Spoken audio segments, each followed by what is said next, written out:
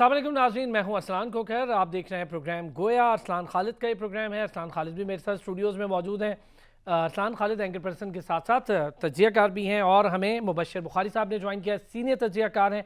बहुत सारी चीज़ें हैं अरसलान जिस पर आज बात करनी है। एक तो 23 मार्च बड़ा इंपॉर्टेंट टाइम है, इस पर भी आपसे बात करनी है। उसके साथ साथ लॉन्ग मार्च, अदम एतमाद की तहरीक, ये एक अलग मिक्स एंड मैच मसला बना हुआ है। कभी वज़ीर आज़म सॉफ्ट बात करते हैं, फिर हार्श करते हैं। आज फिर कन्वेंशन सेंटर में उन्होंने काफ़ी सख्त बातें की।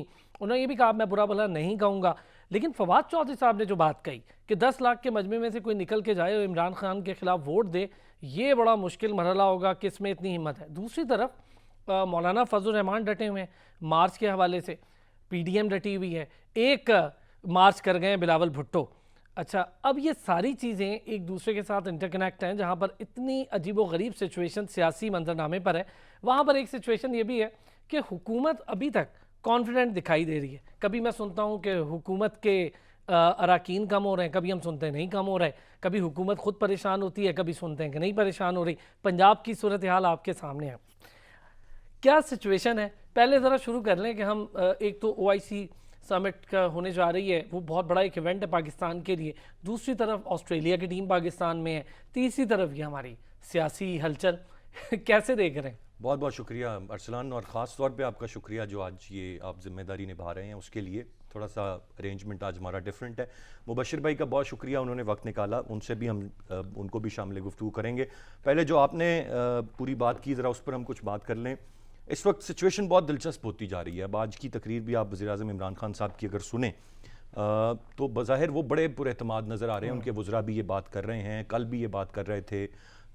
कल इनफैक्ट वो पार्लियामेंट लॉजेस गए, उन्होंने एक GDA के मेंबरान के साथ मुलाकात की, तो वो खुद चल के गए। और ये सिलसिला शुरू हो गया है जब से एक प्रेशर बिल्टअप हुआ है कि वो काफ लीग के पास भी जाएंगे, वो MQM से भी मुलाकात करेंगे, तो मुलाकातें कर रहे हैं। इस वक्त ये नर्व्स गेम है, ये वक्त बड़ा आम है। और हर दिन मेरी इनफैक्ट किसी एक बड़े अच्छे दोस्त से बात हो रही थी जिन्होंने भुगता हुआ है इस अदम एतमाद को बलूचिस्तान से, तो ये बता रहे थे कि ये आप हतमी तौर पे इस पर तज्जिया नहीं कर सकते कि आज क्या सूरत हाल है। ये लम्हा बलम्हा बदलती हुई सूरत हाल होती है। आज कोई अपने आप को स्ट्रॉन्ग महसूस कर रहा है, कल कोई दूसरा अपने आप को स्ट्रॉन्ग महसूस करेगा, और ये सिलसिला इसी तरह से चलता रहेगा जब तक हतमी तौर पे वोटिंग नहीं हो जाती। लेकिन एक चीज़ जिस पर बहुत एतराज़ किया जा रहा है और एतराज़ जायज़ भी बनता है कि अगर 28 तारीख को वो लेके जा रहे हैं इस वोटिंग के लिए, और 27 को वो जलसे की कॉल देते हैं, और फिर साथ ही PDM भी 23 मार्च से अपने मार्च का ऐलान करती है, और वो भी कहते हैं हम यहाँ आएंगे, और फिर हमारे कारकुनान जलसा करेंगे। जी, वो कह रहे हैं हमारे कारकुनान हमें तहफ़्फ़ुज़ देंगे।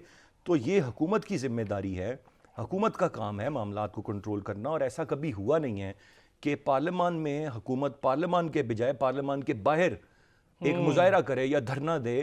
वो तो पार्लियामान में बीट करना उनका काम है। बट ये एक बड़ी अनयूजुअल चीज़ है जो इस वक्त वो करने जा रहे हैं। बज़ाहिर एक तसादुम की सूरत हाल है, और ये तसादुम अगर वाकई बनता है तो फिर ये किसी जमहूरी रिवायत में किसी के लिए भी अच्छा नहीं है। This can lead to something else जो कि कोई भी नहीं चाहेगा। मैं ज़रा मुबशर भाई को भी वेलकम करूंगा, अरसलान आपकी इजाज़त से। मुबशर भाई बहुत शुक्रिया सर, कैसे देख रहे हैं सर ये सूरत हाल?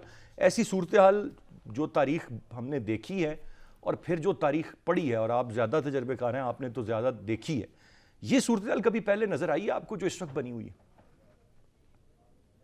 नजर नहीं आई। हमने बाद में 1989 की उसमें शहीद के हवाले से बात जो थी वो सारी पार्लियामेंटेरियन के दरमियान रही। उसके बाद भी हमने जो बैड सीन देखा पंजाब में 90s में, 90 की गवर्नमेंट ही थी गुलाम हैदर वाइन साहब की, उसको जब अदम के जरिए से हटाया गया तो ठीक है, अंदर काफी धींगा मुश्ती हुई पंजाब असम्बली के, लेकिन अवाम को उस वक्त भी इन्वॉल्व नहीं किया गया। तो ये जो सूरत हाल जिस तरफ जा रही है ये यकीनन तसादम की सूरत हाल है, और ये अभी की नहीं है। अगर हम जरा थोड़ा सा बारीकी से देखें तो बिलावल भुट्टो उधर से मार्च लेके कराची से निकले तो घोटकी से शाह महमूद कुरैशी साहब ने शुरू कर दिया। वो एक्सपेक्ट कर रहे थे कि शायद वो उस तरीके का कोई इम्पैक्ट क्रिएट कर सके, लेकिन अनफॉर्चुनेटली नहीं हुआ, या फॉर्चुनेटली नहीं हुआ, जो भी डिक्शन जो भी किसी को पसंद आए वो। उसके बाद नर्वसनेस गवर्नमेंट की यहाँ से ही नजर आती है कि एक तो इन्होंने एक्टिव किया है एंटी करप्शन को, फिर नैब को, फिर एफआईए को, इस्लामाबाद पुलिस को, इवन पंजाब पुलिस को जो हमारे तक इत्तलात हैं। और उसमें ये है कि जिनके खिलाफ कोई भी एफआईआर हैं वो निकाल लें और कोई एक्शन बनता है तो करें। फिर उसके बाद भी मामला नहीं रुका, लेकिन थैंक्स टू द अपोजिशन के कम अज कम उनकी वजह से इत्तेहादियों की इम्पोर्टेंस बढ़ गई। अपने जो पीटीआई के अपने अरकान थे उनकी इम्पोर्टेंस जो है वो ज्यादा हुई। इमरान खान साहब अब मुलाकातें भी कर रहे हैं, उनको मना भी रहे हैं, ये हो रहा है। लेकिन ये कॉल जो दी जा रही है ये सीधा सीधा एक मेरा ख्याल है नर्वसनेस की क्लियर और विविड इंडिकेशन है। अच्छा, ये इमरान खान मुबशिर साहब भाई अगर अगर इतने नर्वसनेस की पॉपुलर इंडिकेशन है तो फिर आज तो खान साहब, पहले तो कल तक बात चल रही थी कि वोटिंग तक नौबत ही नहीं आएगी, अब पता नहीं उसका क्या फॉर्मूला था। अब आज वो कह रहे हैं ये ना सिर्फ तरीके अदम एतमाद नाकाम होगी, ये वो उन्होंने बड़ा कैटेगोरिकली कहा है, उसके साथ साथ उन्होंने कहा ये 2023 का इलेक्शन भी हारेंगे। अब वो इतने कॉन्फिडेंट लग रहे हैं और बड़ी खुल के उन्होंने उसी दबंग अंदाज में तकरीर की जिस तरह से वो करने की वजह शोहरत रखते। जी देखिए, ये सियासत जो है वो दावपेच का काम ही है। इसमें मैनूवर्स होती हैं और सियासी चालें होती हैं। इसमें आपकी बॉडी लैंग्वेज बहुत मैटर कर रही होती है। हाँ साहब, मुसलसल आप देखिए जब वो कराची तशरीफ ले गए थे, जो उन्होंने वहां पे खताब किया, जिसके बाद उन्होंने कहा कि जनाब मुझे बार बार देखिए ना, आप जनरल बाजवा साहब का रेफरेंस वो हर तकरीर में देना शुरू हो गए कि जनरल बाजवा ने मुझे मना किया कि मैं इनको इस नाम से ना पुकारूं जिस भी नाम से वो पुकारते थे। मैं चूंकि रिपीट नहीं करते ऐसी चीजें। और उसके बाद आज भी उन्होंने रेफरेंस दिया अपनी तकरीर में कि जनाब अली मैं वो थोड़ी हूं जो अपने आप को बचाने के लिए, या इस तरह की बात उन्होंने कही कि जनरल बाजवा साहब को मोशर भाई, बदनाम उन्होंने करता फिरूं। थ्री स्टूजेस का लफ्ज आज इस्तेमाल कर लिया है। अब बात तो वो जो मौलाना फजल रहमान साहब को डीजल कहते थे, पहले तो एक एक को इंडिविजुअली कहते थे, अब उनको इकट्ठा करके उनके बारे में थ्री स्टूजेस का लफ्ज इस्तेमाल करती।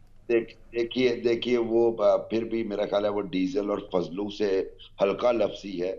उन्होंने अपने डिक्शन को थोड़ा सा मैलो किया है, लेकिन ये सारा कुछ बोल रहा है कि नर्वस हैं। अगर वो नर्वस ना होते, कॉमन सेंस की बात है।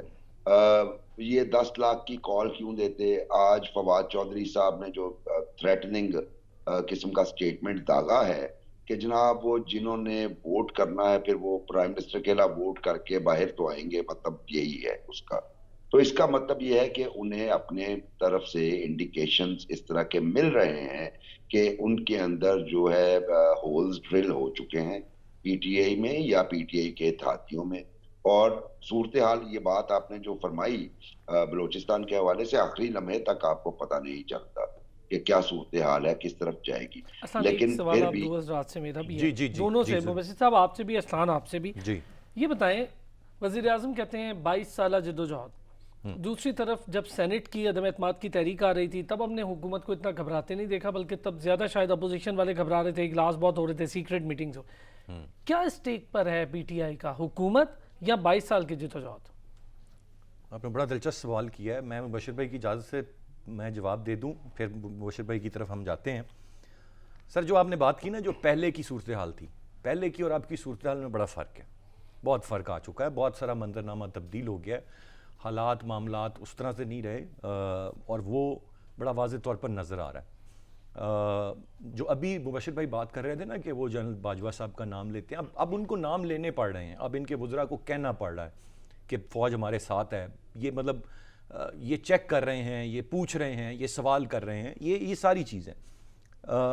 मौलाना फजल रहमान साहब भी बड़ी दिलचस्प बात करते हैं, अपोजिशन भी, अंपायर्स के न्यूट्रल होने की। तो जब तक कोई साथ होता है तो फिर मामलात मुख्तलिफ होते हैं, जब चीज़ें न्यूट्रलिटी की तरफ जाती हैं तो आपने देखा है कि फिर यही अपोजिशन का इत्तेहाद जो जम बैठ नहीं रहा था, पहले पीडीएम बनी, फिर उसमें से पीपल्स पार्टी अलहदा हुई, एएनपी अलहदा हुई, पीडीएम में मौलाना फजल रहमान साहब सरबराही छोड़ने के लिए तैयार थे, ये सारी चीज़ें अचानक सब तय हो गई। तरीके अदम एतमाद का लाना, पंजाब में लाना, ये भी तय हो गया, बाद का फार्मूला भी तय हो गया, किसको क्या मिलना है, ये अक्कासी करता है न्यूट्रलिटी की। अब मुबशिर भाई बेहतर बता सकते हैं, मैं बड़ा मोहतात अंदाज में एक मैं चाहूँगा असलान इसका आप जवाब लाजमी दें, एक छोटा सा ब्रेक लेना होगा जी। मुझे। मुबशिर साहब भी हमारे साथ हैं, असलान खालिद भी हमारे साथ हैं, एक ब्रेक लेते हैं, ब्रेक से वापस आते हैं तो इसी पर बात करेंगे।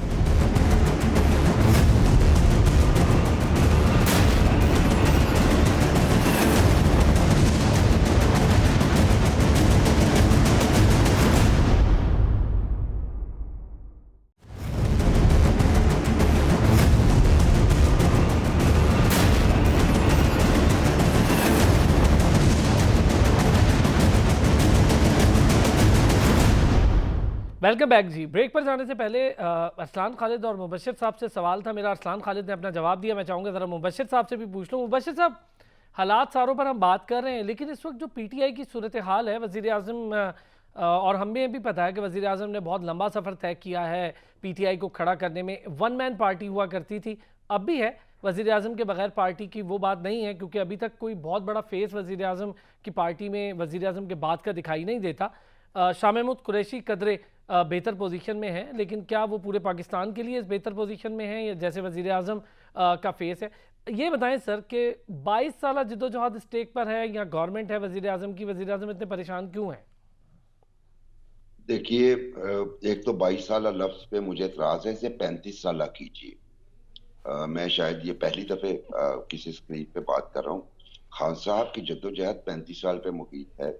ये पाकिस्तान क्रिकेट टीम छोड़ चुके थे। उसके बाद जनरल ज़ियाउल हक साहब की रिक्वेस्ट पे ये वापस आए और फिर ये पाकिस्तान टीम के कप्तान बने। जनरल ज़िया साहब के दुनिया से जाने के बाद भी ये कप्तान रहे। उसके बाद इन्होंने कप जीता।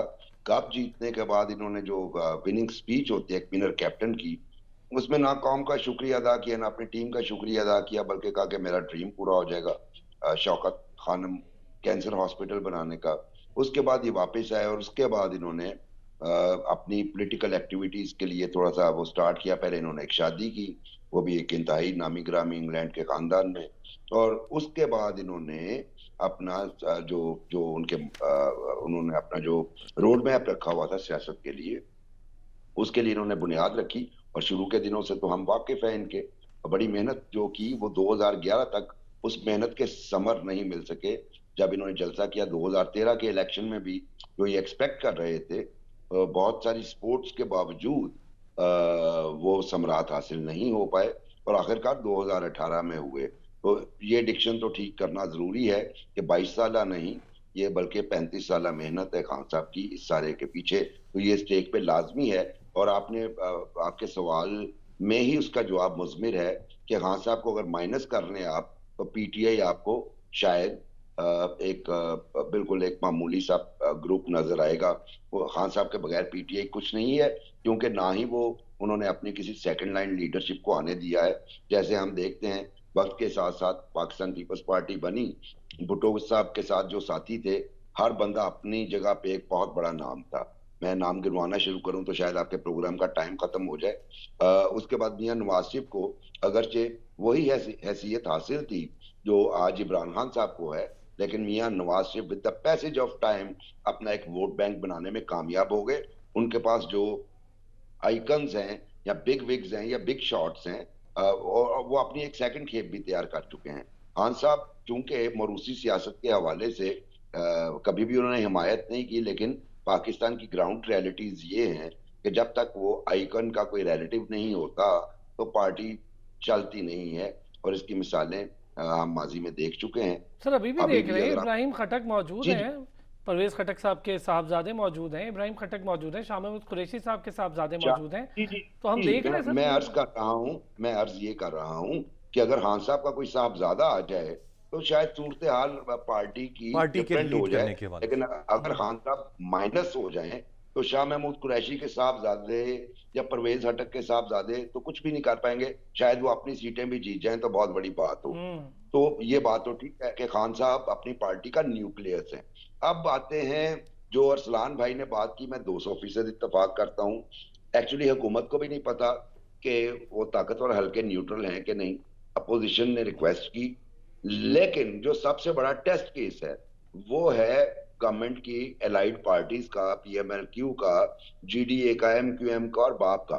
उसकी वजह यह कि उन लोगों को भी नहीं पता कि किस तरफ जाना है। इसी तरह इधर भी वो मिल रहे हैं, उधर भी मिल रहे हैं, लेकिन अभी तक एक क्लियर कट इंडिकेशन नहीं आई। लेकिन टिल्ट या झुकाव और जो ज्यादा फ्रीक्वेंट मीटिंग्स हैं वो अपोजिशन लीडर्स के साथ उनकी ज्यादा हैं, जिसकी बिना पे हम एक मफरूजा कायम कर सकते हैं कि ये जो इत्तेहादी हैं, ये अपोजिशन की तरफ इनका झुकाव ज्यादा है। और इस मफरूजे को हुकूमत के इस स्टेप से ज्यादा तकवीयत मिलती है कि देखेंगे कौन वोट खिलाफ करके वापस आएगा। ठीक है, तो ये सूरत अच्छा हाल मुबशिर है। भाई, ये जो और एक एक बात ये जो खान साहब कह रहे हैं, मैं सड़कों पे आकर ज़्यादा ख़तरनाक हो जाऊंगा, उस तरह की बातें वो पहले से कह रहे हैं।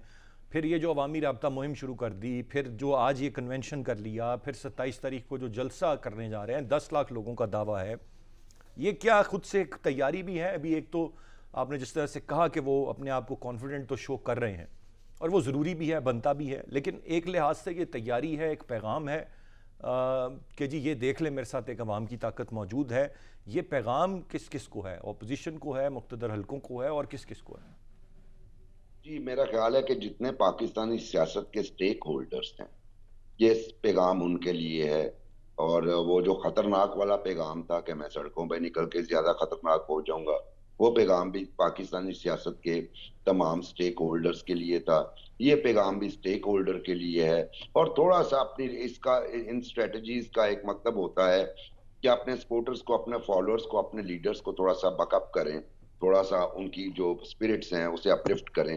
तो देखिए, हर इंसान डूबने से पहले हाथ पांव तो मारता है। अब वो हाथ सही मार रहा है, गलत मार रहा है, ये एक अलग बहस है, लेकिन वो एफर्ट करता है। तो मुझे जाती तौर पे यही लगता है कि खान साहब को इस बात का इदराक है कि his government is in trouble, और उसके लिए उन्हें कुछ करना है। और खान साहब ही हैं जो कुछ कर सकते हैं, बाकी किसी के बस की बात खान नहीं। साहब ये जो और कुछ खान कर साहब सकते हैं, एक छोटा सा सर ब्रेक लूंगा, दोनों साथ हमारे साथ मौजूद है, एक ब्रेक लेते हैं, ब्रेक से वापस आते हैं तो चौधरी शुजात हुसैन साहब के हवाले से भी बात करेंगे, उनका किरदार कितना इंपॉर्टेंट होगा या है, इस पर भी बात करते हैं ब्रेक के बाद।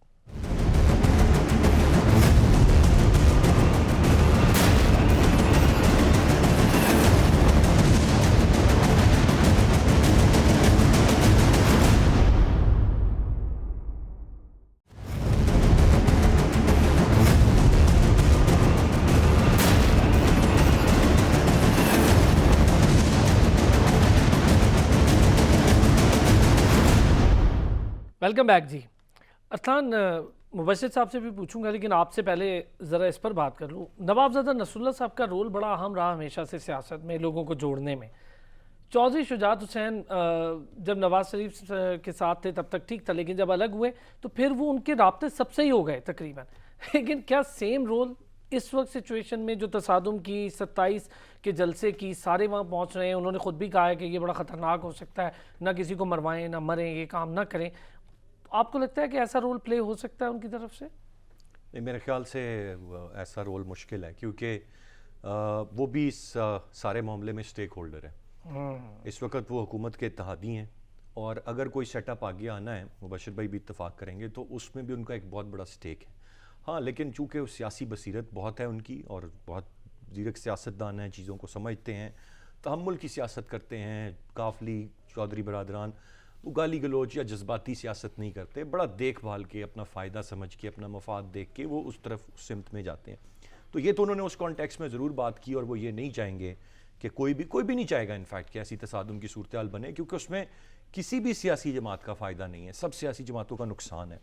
लेकिन वो किसी को नहीं जोड़ रहे, वो जुड़ेंगे वहाँ पे जहाँ पे उनको ये वाज़े तौर पर नज़र आएगा कि उनका क्या स्टेक है। तो उनका स्टेक पंजाब की वजारत आला है, वो उनकी एक ख्वाहिश हमें पता चलती थी, वो जब से इस हुकूमत के साथ रहे वो तब से थी, और वो उन्होंने वजारत आला संभाली भी है, और बड़े अच्छे काम भी पंजाब में बड़ी हद तक किए हैं। अब शायद किसी तरीके से उनकी ये ख्वाहिश पूरी होने जा रही है, लेकिन अब भी वो अभी तक हतमी ऐलान वो नहीं कर रहे। वो भी मामलात का रुख देख रहे हैं, हवाओं का रुख देख रहे हैं, और जब उन्हें 100% श्योर हो जाएगा, मतलब आप कह लीजिए कि जब चौधरी बरदरान हतमी तौर पर ऐलान कर देंगे, तो फिर इसका मतलब है कि चीज़ें मुकम्मल तौर पर क्लियर हो गई हैं। आप उनके ऐलान को बुनियाद बना के ये एनालाइज कर सकते हैं। मुबशिर भाई भी इस बात से शायद इत्तेफाक करें, क्या राय होगी मुबशिर भाई? जी बिल्कुल ऐसा ही है। एक बात तो ये कि चौधरी साहब बहुत जीरक सियासतदान हैं, लेकिन हमेशा से उनका मामला ये रहा कि वो सबसे पहले अपनी पार्टी का मुफाद देखते हैं। उसकी सबसे बड़ी वाज़ेह मिसाल ये है कि जब जनरल मुशर्रफ का कू हुआ तो उसके बाद इन्होंने खामोशी साथ ली, और उसके बाद आपके सामने है क्यू लीग, उसके बाद ही मार्ज मुशर्रफ दौर में ही, मार्ज वजूद में ही फिर किंग्स पार्टी भी कहलाई, फिर रूल भी किया। तो वो उनके लिए अपना बेनिफिट होता है। हाँ, ये बात ठीक है कि चौधरी साहब और परवेज इलाही साहब में रख रखाव बहुत है, टॉलरेंस बहुत है, और ये भी बहुत अहम बात है चौधरी शुजात साहब के बारे में कहना कि वो सियासी दावपेच और हल्के की सियासत, शायद अब पाकिस्तान में उस पाए का कोई बंदा बैठा हो, इसमें कोई अच्छा, शक मैं वाली मुबशिर बात भाई नहीं एक है। एक चीज़ की तरफ तवज्जो दिलाना चाहूँगा, मैं इस पर बात कर रहा हूँ, मुझे वो बार बार याद आता है, ये डी चौक का मामला है। इस डी चौक पे आपको याद होगा परवेज़ मुशर्रफ साहब ने भी बड़ा एक जलसा किया था और काफ लीगी ने सपोर्ट किया था और बड़ी तादाद में लोगों को लेकर आए थे। मुशर्रफ साहब मुक्के लहराए थे और फिर दिन गिने जा चुके थे उनके इक़्तिदार के। उसके बाद अब ये इमरान खान साहब यही काम करने जा रहे हैं कि वो भी डी चौक पर ये जलसा करना चाहते हैं, 10 लाख लोगों की बात कर रहे हैं। तो ये इतना तो 24 बिरादरान को एक फ्लैशबैक आएगा कि तब भी वो इक़्तिदार नहीं रहा था और ये डी चौक बड़ी जालिम जगह है। जी बिल्कुल, आपने बड़ा अच्छा हमारी रीसेंट हिस्ट्री का एक सफ़ा जो है वो आपने याद दिलाया, बिल्कुल ऐसे ही था। और वो जो स्ट्रेंथ देख के, चूंकि काफ लीग यकीनन देखिए इन रख रखाव में जैसे अर्ज कर रहा था, तो इनके सपोर्टर भी अपने इलाके में ठीक ठाक हैं और चौधरी बरादरान के लिए 50-60 हजार बंदा अपने इलाके से लाना कभी भी कोई मसला नहीं रहा। तो अब तो यार उनके पास इलेक्टेबल्स भी हैं, कहीं से भी वो बंदे इकट्ठे कर सकते हैं। जैसे कि अभी हाफजाबाद में हुआ, ये क्रेडिट भी जाता है वहाँ के भट्टीस को, पिंडी भट्टियां के और हाफजाबाद के भट्टीस को, के इतना अच्छा शो करवा दिया। तो बात आपकी बिल्कुल ठीक है। ये वही मामला है कि आप स्ट्रेंथ देख के अपनी हुकूमत की के इस्तेहकाम का कभी भी आपको यूफोरिया नहीं होना चाहिए। और जो बात सवाल किया अरसलान खोखर साहब ने, चौधरी साहब की हैसियत इस काबिल नहीं है कि अगर वो कोई रोल इस तरह का प्ले करना चाहें तो उतना एक्टिवली प्रोएक्टिवली वो नहीं कर पाएंगे। तो इसलिए हमें ये नजर नहीं आता। अलबत्ता हमें अगर कोई ऐसा फर्द नजर आता था नवाबजा नसरुल्लाह खान साहब के बाद, वो उनको इंतहाई कंट्रोवर्शियल बना दिया गया। लेकिन अगर आप अभी देखें तो तो अभी सबसे वो बड़ा कोई ऐसा रोल प्ले। खातिन बहुत का जो शुक्रिया है, सर, वक्त की कमी। बहुत शुक्रिया मुबशिर बुखारी साहब का भी, अहसान खालिद साहब का भी बहुत शुक्रिया। Thank you. अब तक के लिए इतना ही, अपना ख्याल रखिएगा।